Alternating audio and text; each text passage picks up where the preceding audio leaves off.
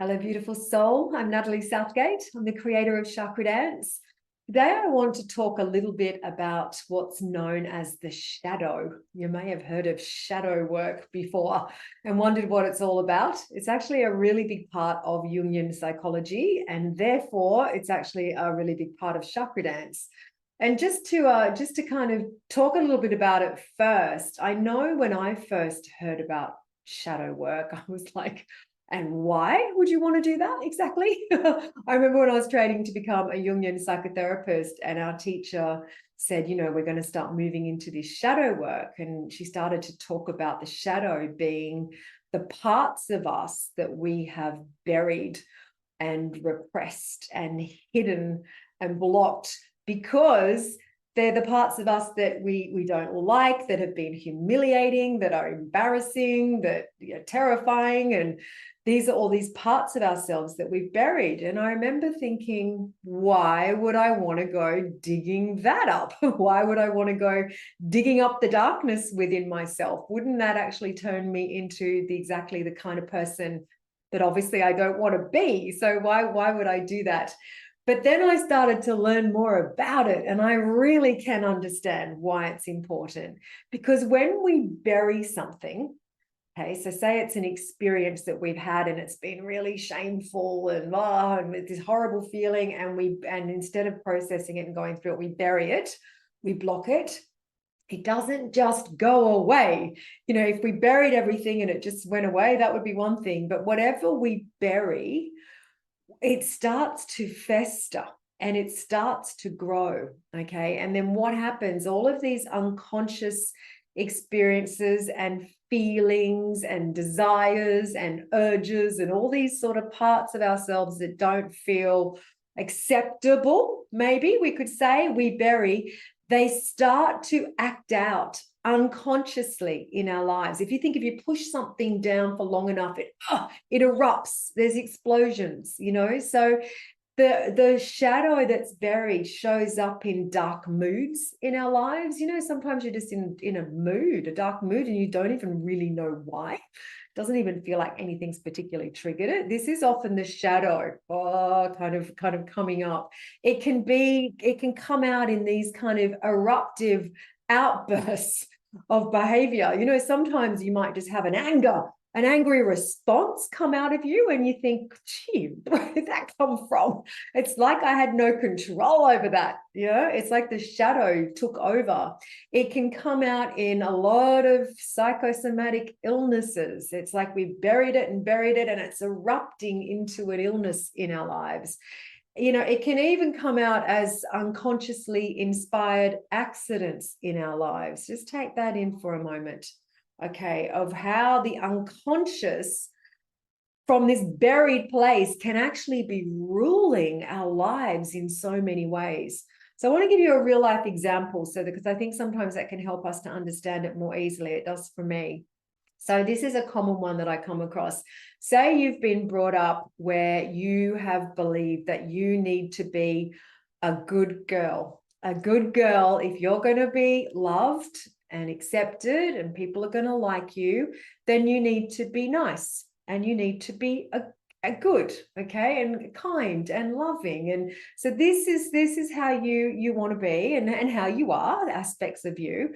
But then good girls don't get angry, do they? So anytime you're feeling angry, go, I won't express that, I'll bury my anger.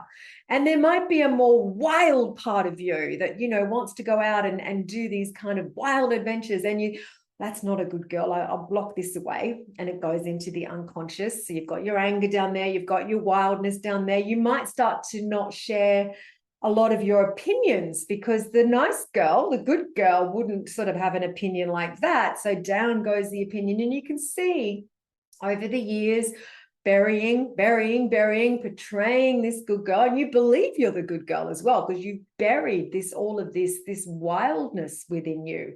Okay, and down she goes. But what happens? It gets out of balance. So if you keep blocking this part of yourself, she starts to erupt out.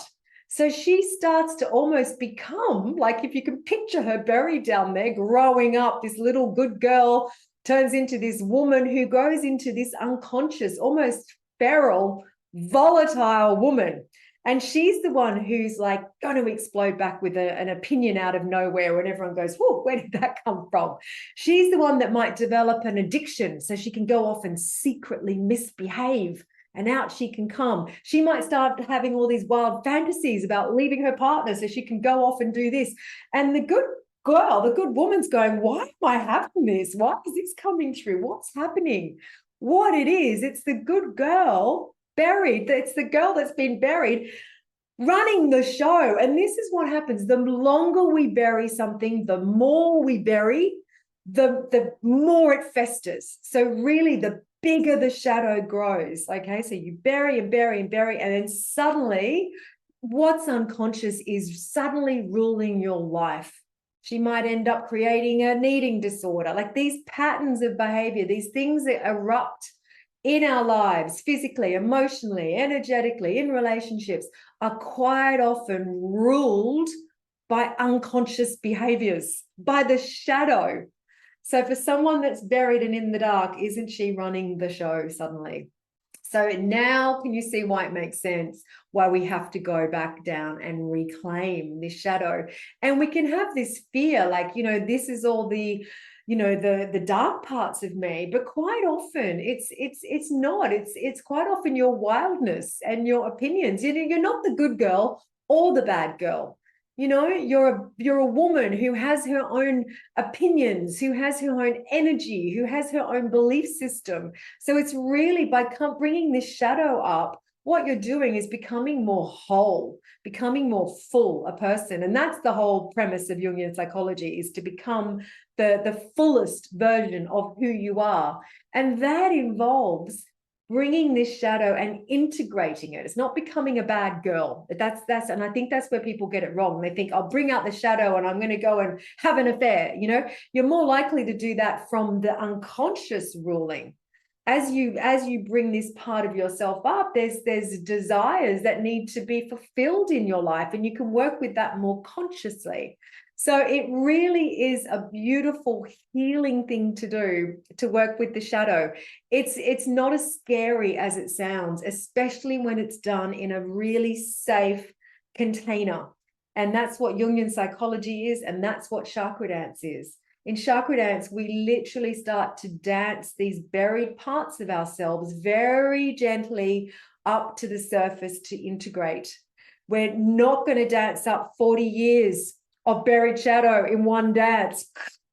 That doesn't happen. It's dance by dance, layer by layer. We start to find, it's like a treasure chest. We show like a fishing line down and grab the next part that needs to come up to surface for us to integrate and for us to heal. And dance by dance, we start to come home to who we really are. We start to come back to the person that we're meant to be, the soul version of us living this human existence. So just wanted to do this little chat on shadow work, and just to start to get you maybe thinking about it a little bit differently, because I know I was very close to it in the beginning, and to see the beauty and the healing that shadow work, Jungian psychology, and of course our beautiful chakra dance process can do for you. So sending you many blessings.